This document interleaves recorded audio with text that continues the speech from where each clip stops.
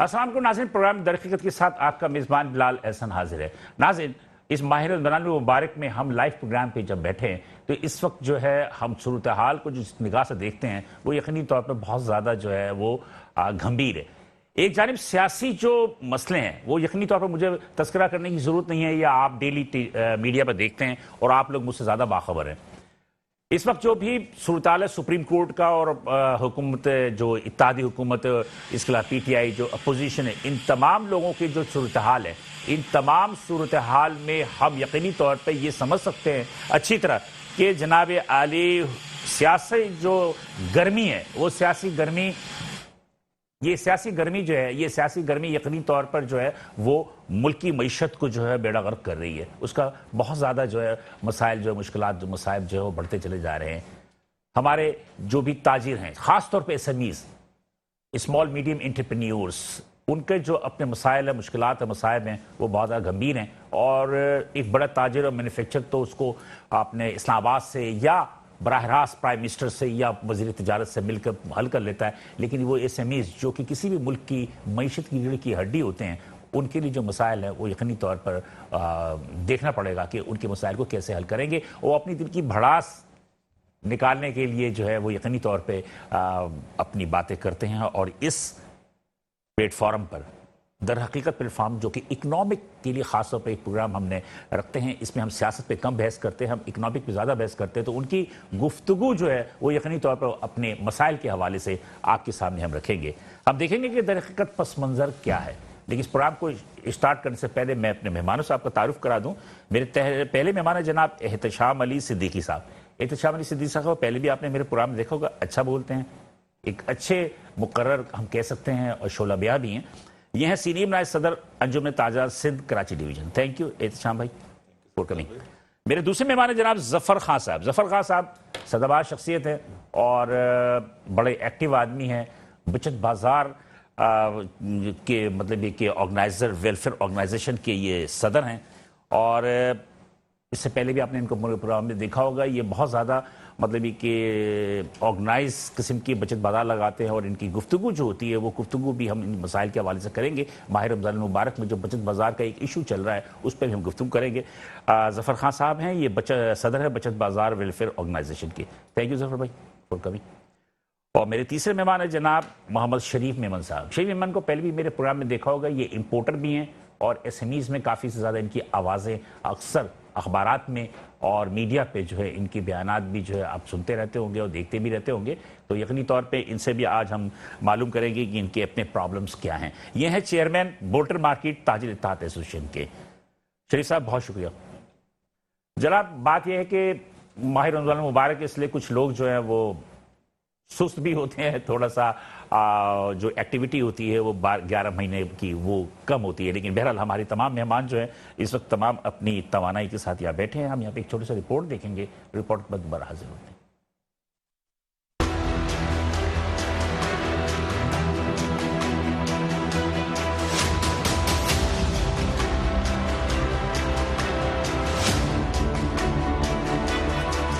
माह रमजानुल मुबारक के महीने का आगाज हो चुका है। इसके साथ साथ अशय जरूरिया जिनमें खास तौर पर फल, दूध, मुर्गी का गोश्त और ग्रोसरी आइटम के नर्ख बुलंद तरीन सतह पर पहुंच चुके हैं। गो के controller general process commissioner Karachi ने मुख्तलिफ अशया के नर्ख को मुतालिका इदारों और ताजिर तंजीमों की मशावरत से जारी कर दिया है। लेकिन ताजिरों का कहना है कि इंतजामिया मईशत के उसूल तलब और रसद के उसूलों से ना वाकिफ है। अवाम रमा बरस माह रमजान की खरीदारी बहुत सोच समझ कर रहे हैं। होल सेलर्स और रिटेलर्स मजिस्ट्रेट के छापों और जुर्मानों से शदीद परेशान है। उनका कहना था कि जब अशिया जरूरिया हमें महंगी मिलेंगी तो सरकार के कम नर्ख पर कैसे फरोख्त कर सकते हैं। दूध के सरकारी नर्ख में गुज़िश्ता माह इजाफे के बावजूद दूध सरकारी नर्ख से 20 से 30 रुपए महंगा फरोख्त हो रहा है। रमजान मुबारक में बचत बाजार के नाम पर आवाम के साथ मजाक किया जा रहा है। 12 रोजे तक बचत बाजार को कायम करने में सर्फ हो गए, लेकिन फिर भी ये बचत बाजार महंगाई से पिसी हुई आवाम के लिए नाकाफी है। माह रमजान से कबल हुकूमत और इंतजामिया ने बड़े दावे किए थे। कमिश्नर कराची की सदारत में अशिया जरूरिया की कीमतें तय की गयी थी, लेकिन बकरे का गोश्त खुले आम 1800 से 2000 रुपए किलो और दूध 200 से 220 रुपए फी लीटर फरोख्त हो रहा है। हुकूमत ने लाइफ स्टॉक पर कभी तवज्जो ही नहीं दी, जिसके फरोख्त से दूध और गोश्त कम कीमत पर मुहैया हो सकते थे। ज़राई मुल्क होने के बावजूद दालें और गंदम दरामद करना पड़ता है। आटे की कीमत रोज बरोज बढ़ रही है। अवाम को सस्ते आटे और मुफ्त आटे की तकसीम में उलझा दिया गया है, जबकि इस वक्त हुकूमत सियासी सरगर्मियों के साथ साथ रमजानों में अशिया जरूरिया के निर्खों को कंट्रोल करने और तलब और रसद को मतवाजन रखने के लिए इकदाम कर रही है, लेकिन अवाम इससे मुतमईन नहीं है। माहिरीन की पेशगोई है कि मुस्तकबिल में पेट्रोल की कीमतों में इजाफे के बाइस महंगाई की शरह 50% ऊपर जा सकती है। सियासी जमातें अपने इख्तिदार के लिए जितनी जदोजहद और तवानाई सर्व करती हैं, इतनी वो महंगाई के खिलाफ नहीं करती हैं। यही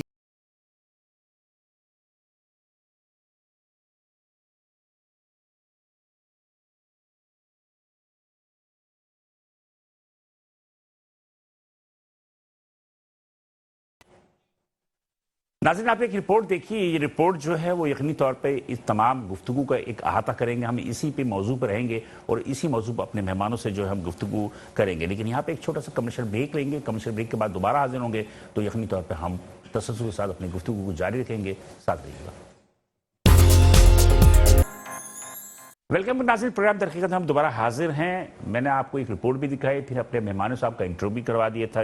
उनकी इंट्रोडक्शन के जनाब ये लोग यहाँ मौजूद है, एहतशाम अली सिद्दीकी साहब, ज़फ़र खान साहब और मोहम्मद शरीफ मेमन।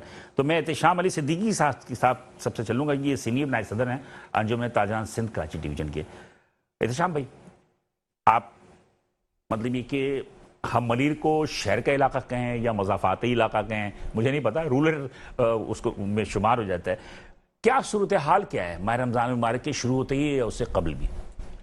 थैंक यू बिलाल भाई, आपने मुझे मौका दिया और आपने अपने प्रोग्राम में मुझे बुलाया। थैंक यू बहुत बहुत शुक्रिया। देखिए, मसला ये है कि अभी मलिर या हम पूरी कराची के आता करते हैं। मलिर का अपना जो प्रॉब्लम है, देखिए इसको सबब रियाज में डाल सकते हैं क्योंकि मुज़फ़्फ़ात से अब बाहर निकल चुका। मुज़फ़्फ़ात की आबादियां अब तो बहुत आगे तक चली गई हैं। रूरल एरिया है, मैंने कहा ना सबब रियाज, जी सबब रियाज में अभी भी डाल सकते हैं। सबब रियाज का इलाका है।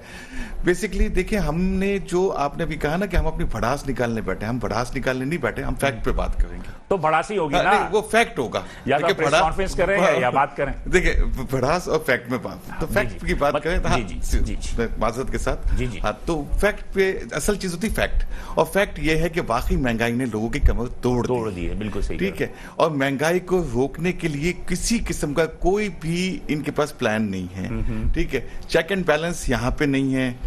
आप मनमानी, आप खुद भी विजिट करते रहते हैं, मंडियों की भी विजिट करते हैं, मुझे ये भी पता है कि आपको सब कुछ पता है, मुझे कुछ कहने की जरूरत नहीं है। लेकिन फिर भी माखज़ की तरफ जाऊं, जहां से मैं अपने तौर पे, क्योंकि आपकी अपनी नॉलेज बहुत ज्यादा है, लेकिन मैं फिर भी अपने जो मेरे पास जो वो है अदाद शुमार, उसकी बात करता हूँ। उसके हिसाब से अगर मैं देखूं तो जो कुछ है वो चेक एंड बैलेंस पे है। अच्छा, बहुत सी जगहों पे चेक एंड बैलेंस को कंट्रोल भी किया गया है। कुछ जगहों पे जहां पे अच्छी टीम है, वो आप भी जानते हैं, चंद लोग अच्छे होते हैं, जहां पे अच्छी टीम है वहां पे डिफरेंस उसके रिजल्ट भी आता है। लेकिन यहाँ पे 99% वहां बेड़ा गर्क हुआ है क्योंकि चेक एंड बैलेंस नहीं। सिर्फ अच्छा, 7 डिस्ट्रिक्ट हैं, 7 जिले हैं, 7 जिले में से आप किस जिले को समझते हैं कि सबसे अच्छा काम हो रहा है?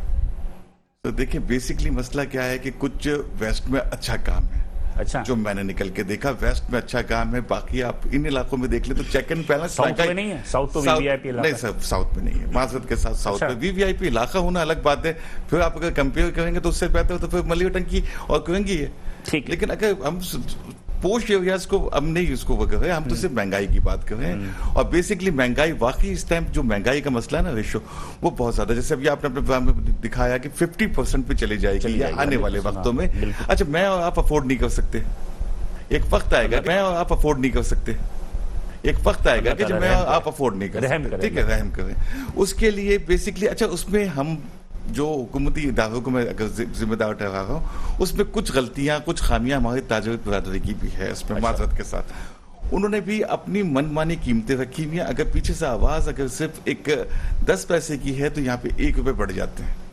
रखे सामान के पैसे बढ़ जाते हैं। ये आंसर है, इसको भी कई प्लान नहीं है। अच्छा, दूसरी बात यह है कि लोगों के गोदामों के गोदाम भर रहे हैं, और ऐसा है, हकीकत है। लेकिन इल्जाम नहीं है, इल्जाम नहीं है, हकीकत है। क्योंकि दर हकीकत में बैठा हूं, इसलिए हकीकत बात कर रहा हूं। मैं अमूमन कहता हूं तो लोग नाराज हो जाते हैं। नहीं, मैं आपको इसीलिए मैंने आपके अल्फाज मैंने कोड कर दिए सर। मैं क्योंकि एज ए बिजनेसमैन बैठा हुआ हूं, लेकिन फिर भी मैं इस बात को कह रहा हूं क्योंकि मैं असल में आल मलिक मार्केट ताजुल इत्तेहाद जो है उसका जनरल सेक्रेटरी भी मेरे पास 5-6 मार्केट है। आपकी सबसे बड़ी मार्केट लियाकत मार्केट है, वहाँ पे मार्केट भी मेरे एशिया की सबसे बड़ी मार्केट है वो। सर सुना है, लेकिन अब एशिया की बड़ी मार्केट नहीं रही, क्योंकि अब एशिया बहुत बड़ी मार्केट हो गई है, लेकिन एक बड़ी मार्केट कहलाती है और कराची के अंदर अपनी एक पहचान रखती है। उन सब जगहों पे मसला ये है कि आप चेक एंड बैलेंस को सबसे पहले कंट्रोल करना पड़ेगा। चेक एंड बैलेंस को कंट्रोल करने के लिए हमें अपना आप भी सीधा करना पड़ेगा।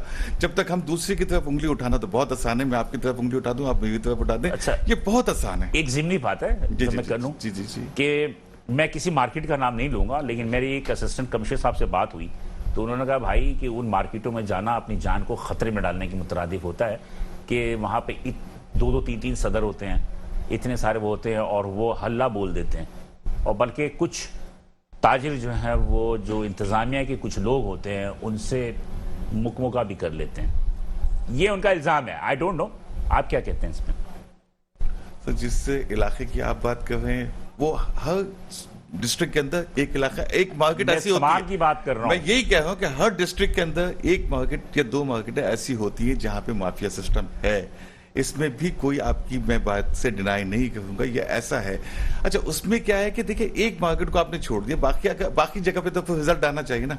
अगर आप वो असिस्टेंट कमिश्नर साहब क्या है कि ऐसी मार्केट है तो बाकी मार्केट तो ऐसी नहीं है, वहां पे रिजल्ट पॉजिटिव नहीं है, फिर आप कैसे ब्लेम दे रहे हैं? इसलिए कह रहा हूं कि मैं जिन मार्केट की बात कर रहा हूं, मलिर हम इसको मज़ाफ़ाती इलाका कहते हैं जी, मैं तो कहना चाहिए भी वहां पर जो मुकीम अफराद हैं उनमें ज्यादातर लोग जो होंगे वो गुर्बत की लकीर से नीचे होंगे ना, बिल्कुल मिडिल क्लास। वो अच्छे लोग भी होंगे पैसे वाले, लेकिन उनके कम होंगे। तो उन इलाकों में अगर महंगाई ज्यादा है तो वो ज्यादा नजर आता है।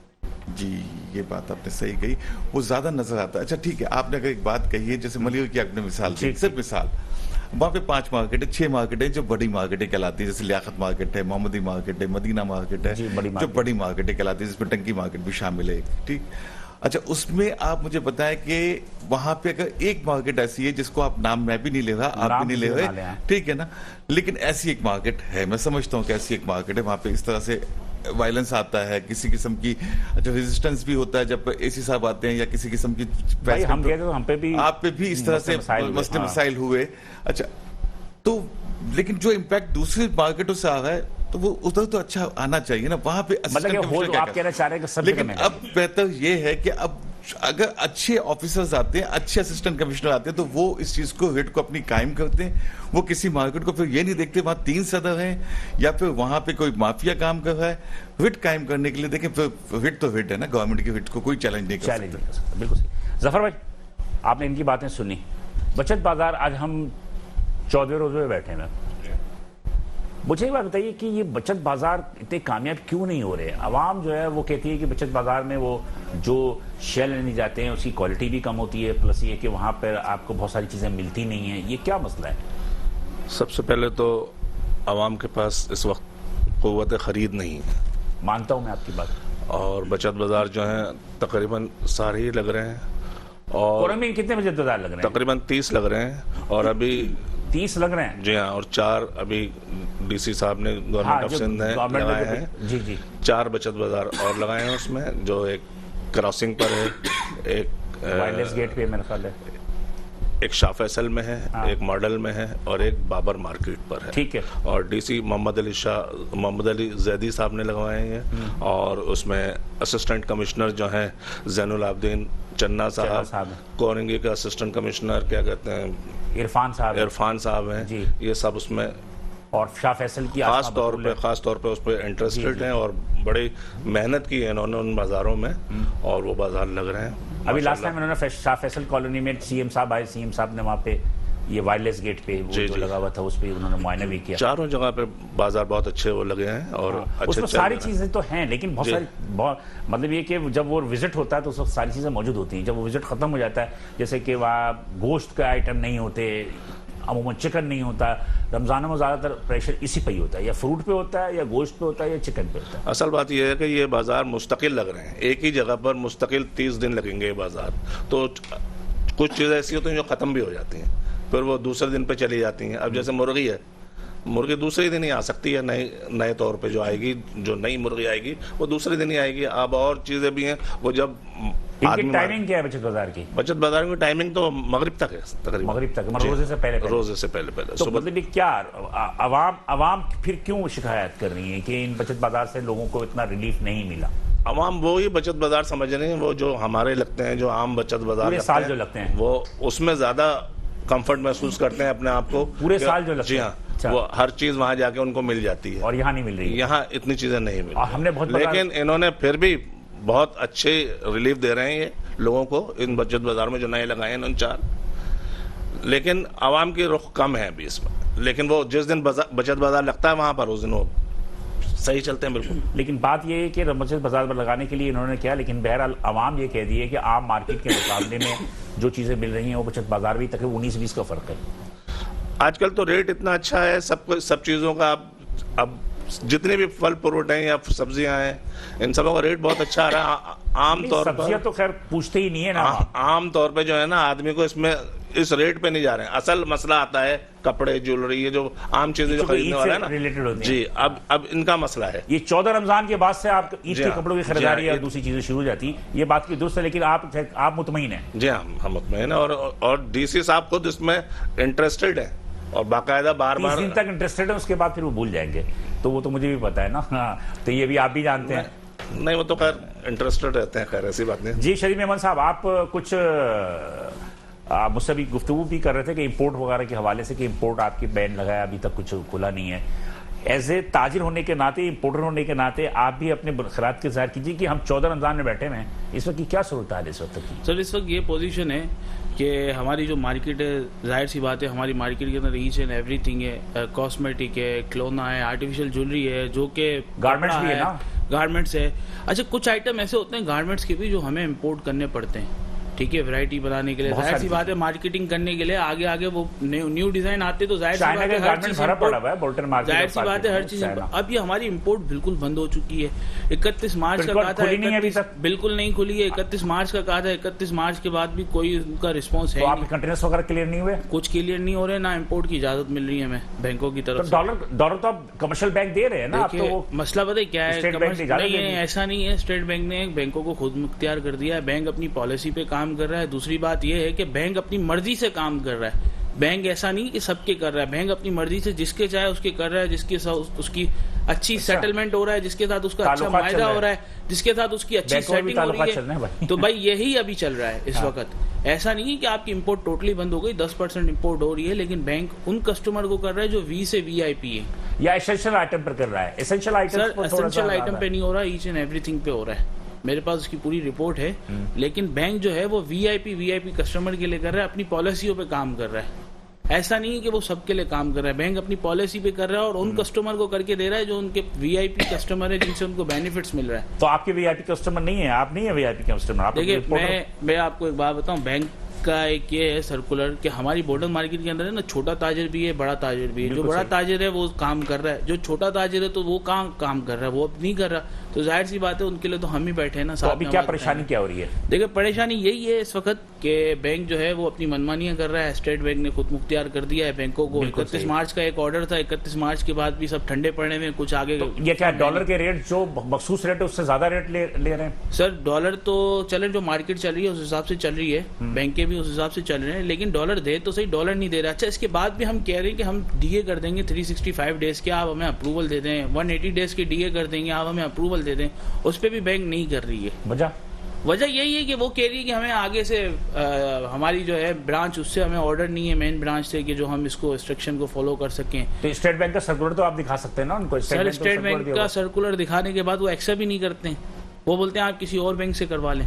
ये मतलब हमारी बैंक की ये पॉलिसी नहीं है। वो बोलता है हमारी बैंक की ये तो मौसम के साथ ऐसा ही हो गया कि इत्तेहादी हुकूमत और सुप्रीम कोर्ट का झगड़ा, कि सुप्रीम कोर्ट ने फैसला दिया, इत्तेहादी हुकूमत का मानते ही नहीं। असल में मैं आपको एक बात बताऊं, इससे पहले भी 1 करोड़ रुपए का है ना घपला हुआ है, अरबों रुपए का, करोड़ों का नहीं, अरबों रुपए का वो घपला।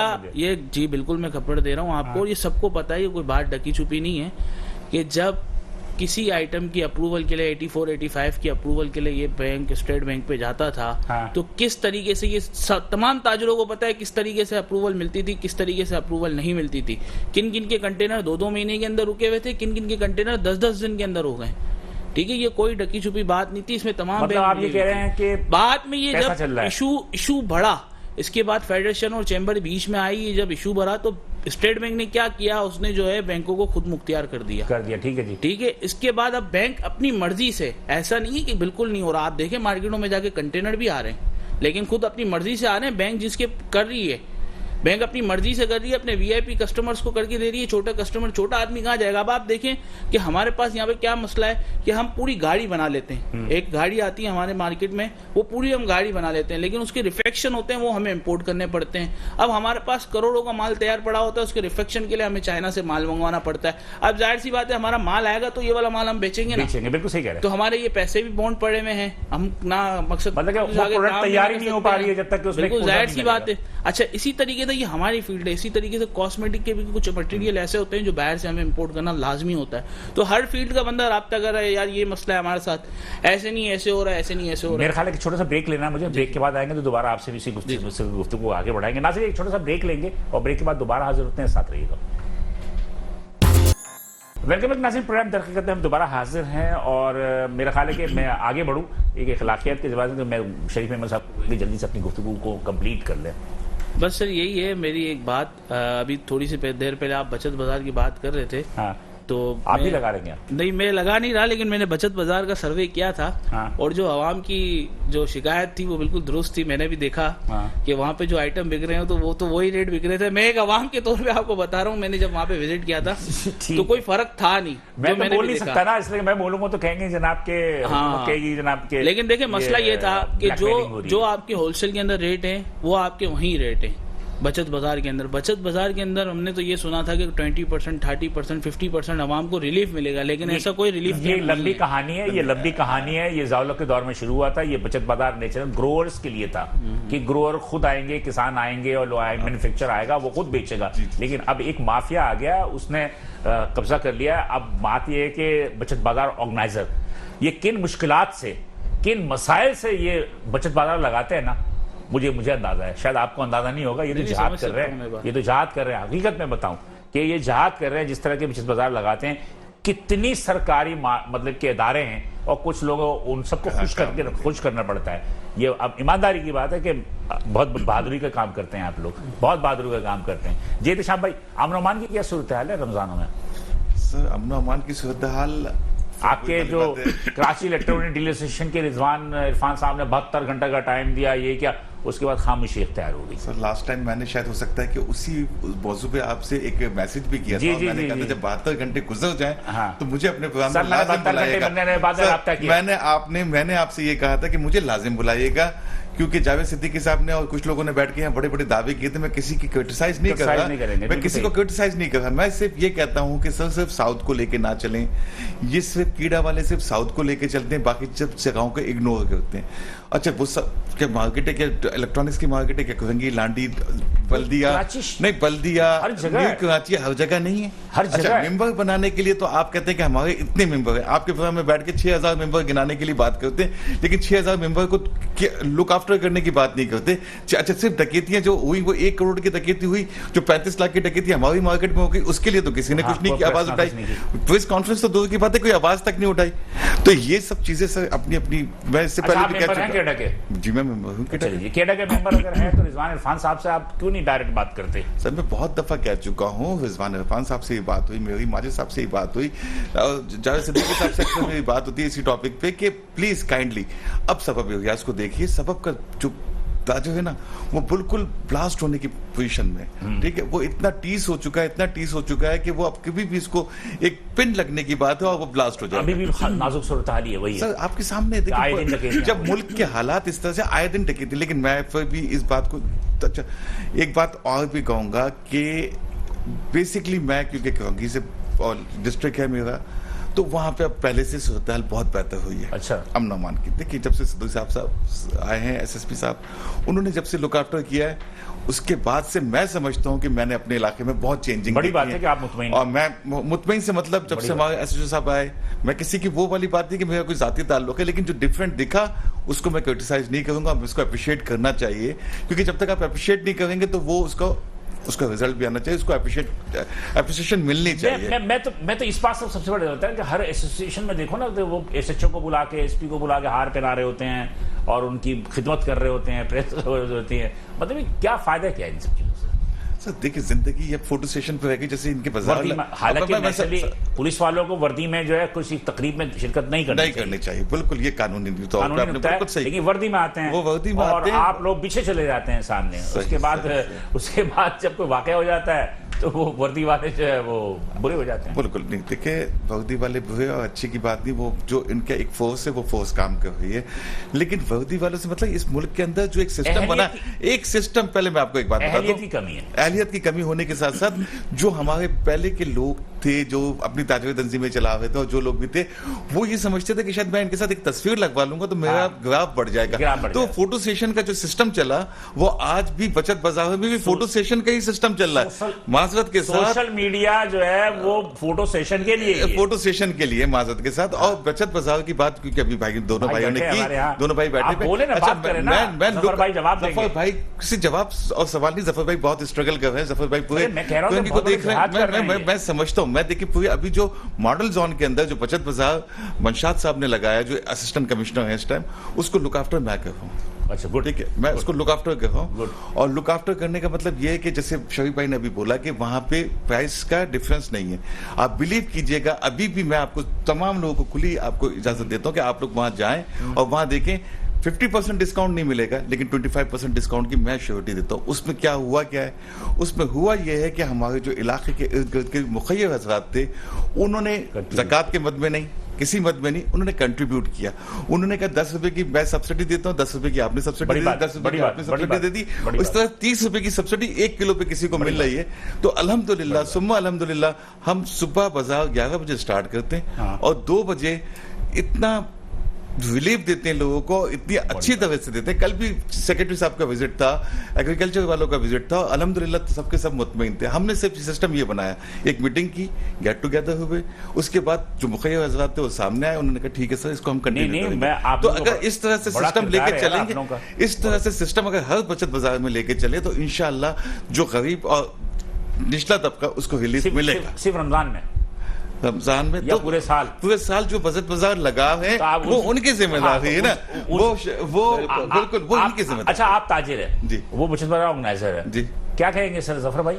बचत बाजार के जैसे भाई ने कहा कि उसमें रेट बहुत ज्यादा थे, और ये यहाँ तो रोज के रोज रेट बढ़ते हैं, कल और आज में रेट में फर्क होता है। अब उससे आदमी अंदाजा लगा ले कि ये बचत बाजार अगर ऐसे ही चल रहे हैं और उसमें कोई आदमी की सहूलत नहीं है तो इतने बचत बाजारों में आवाम क्यों जाती है? उनको कोई ना कोई सहूलत मिलती है तो वो जाती है ना। असल बात यह है कि हम समझ नहीं पाते हैं, हम चाहते हैं फौरी तौर पे, जैसे हमें 100 रुपए की चीज वहां मिल रही है तो यहाँ आपको 75 रुपए की मिलनी चाहिए। ऐसा नहीं होता है। दरअसल रोज के रोज यहाँ तो रेट बढ़ रहे हैं। यहाँ अगर 100 रुपए की लेने जाता है वो तो दूसरे दिन 125 की हो जाती है। अब ये जो बचत बाजार लगाए गए, छोटी सी बात बताऊं कि कल चीनी का रेट जो था वो 105 रुपए था, आज चीनी का रेट 120 रुपए है होलसेल में। इतना डिफरेंस सिर्फ 24 घंटे में आ गया। मार्केट में क्या मिल रहा है बचत बाजार में?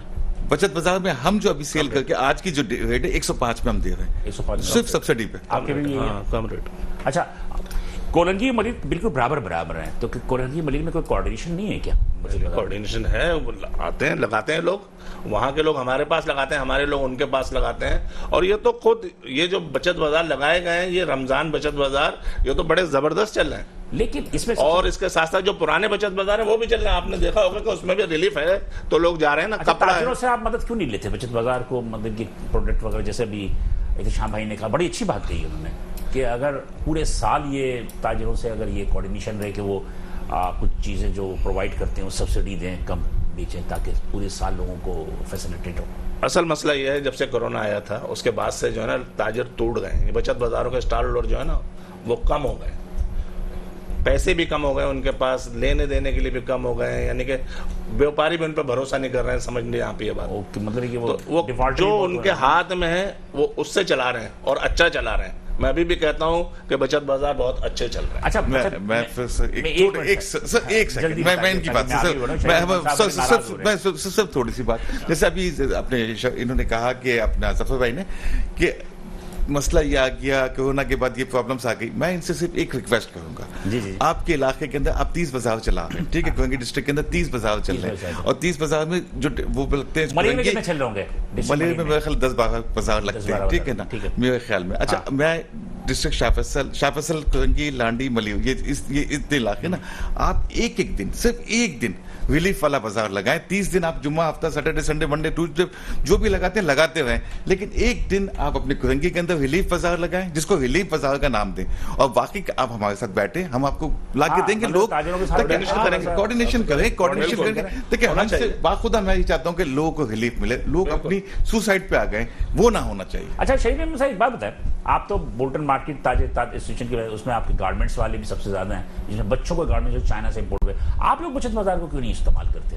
असल में देखिए, मसला ये है कि जब इस वक्त तो हमारे पास जेन्युइन पोजीशन ये है कि हम इंपोर्ट है नहीं, हमारे पास इतना माल है नहीं, तो दुकानें तो भरी हुई हैं भैया। नहीं ऐसा नहीं है, वो लोग जो इसके लिए फिर आपको सिक्योरिटी भी देनी पड़ेगी इनको। सर सिक्योरिटी हमारे पास है, सिक्योरिटी हमारे पास है, चोरी डकैती का सिक्योरिटी कोई मसला नहीं है। वो तजुर्बेकार लोग होते हैं, तो वो बाजार में जो गरीब आदमी को सुबह के टाइम में आपको ग्रोसरी मिल जाए और शाम के टाइम बच्चों की ईद के कपड़े मिल जाए, ये मुझे बहुत खुशी होगी। और मैं चाहता हूँ कि ये इस तरह से ये स्टेप उठाना चाहिए हमें। मैं बताऊं कि आपका तो काम टॉयज का है ना, इंपोर्ट का, आप बड़े इंपोर्टर भी हैं टॉयज के, खिलौने बच्चों के। ये गारमेंट के जो लोग हैं ना वहाँ पे, जो लोकल गारमेंट के, आप चाइना की बात छोड़ देना, लोकल गारमेंट के। मैं आज मेरे सामने भी बात आई है कि अगर इन्होंने बात की है आज, तो मैं इंशाल्लाह हो सकता है कि मैं करीम सेंटर वालों को बोलूं, जो होलसेल मार्केट के, मैं करीम सेंटर वालों को भी इनसे राब्ता करा दूंगा कि करीम सेंटर वाले भी डायरेक्ट इनको वहां पर लगवाएं। हम ये और देखिए, ये जो आइटम है ना, आपके गारमेंट्स हो गए, आर्टिफिशियल ज्वेलरी हो गई, टॉयज हो गए, इसका जो प्रॉफिट रेशियो है ना, वो डबल है।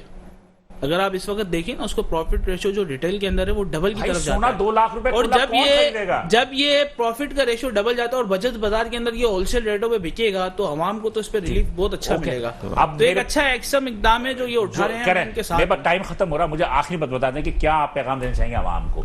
सर आवाम को पैगाम, ताजरों की तरफ से ऐसे मैं ताजर आवाम को यही पैगाम दूंगा कि देखिए, मसला क्या है, वक्त और हालात बहुत मुश्किल हैं, मानता हूं कि बहुत मुश्किल है, लेकिन जब तक आप भी अपने आप का अपना एहतिसाब कीजिए, अपनी सोच को बदलिए। लाजिम नहीं कि रोजाना पकोड़े खाने चाहिए, समोसे खाने चाहिए, आप अपने घर पे खाना बना के फ्रूट चाट खाना चाहिए। अपनी सोच को बदलें, अपने लाइफ ऑफ स्टाइल को बदलें, इंशाल्लाह जितनी चादर है। जी जफर भाई, बचत बाजार के हवाले से आवाम को क्या पैगाम देंगे? बचत बाजार में आप खरीदारी करें और अपने बचत में बचत कीजिए। बचत मतलब आप करें, बचत होगी वहां, बचत होगी इंशाल्लाह होगी। ठीक है, ऑल ओवर कराची। जी हाँ, बिल्कुल।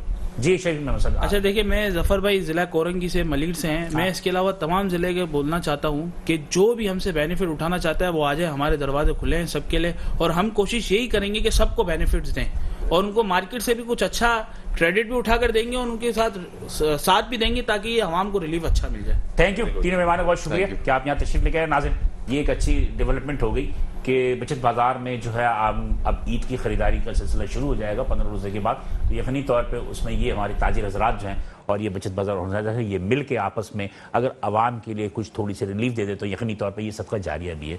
बिलाल हसन को इजाज़त दीजिए, इंशाल्लाह अगले हफ्ते इसी दिन इसी वक्त आपसे दोबारा मुलाकात होगी। उस वक्त अल्लाह हाफ़िज़।